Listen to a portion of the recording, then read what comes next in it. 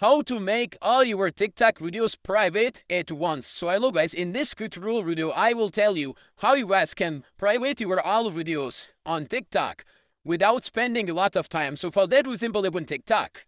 Now here you would click on down the right side profile. Here click on top right corner 3 dots. Now here you guys will see activity center, so click on that. Once we click here you guys will see watch history, comments history, search history, mention history, comment history, listen to deleted manage post visibility. So we will simply click on manage post visibility. Once we click here you guys will wait for some seconds. Now here you guys can see all your videos. So for example, I want to make my all videos private but I will show you an example. If you want to select your all videos private, simply select your all videos like that. You guys can start it very fast without spending a lot of time. Once selected your all videos upload, that click on next. Now here you guys can see friends, everyone, only you.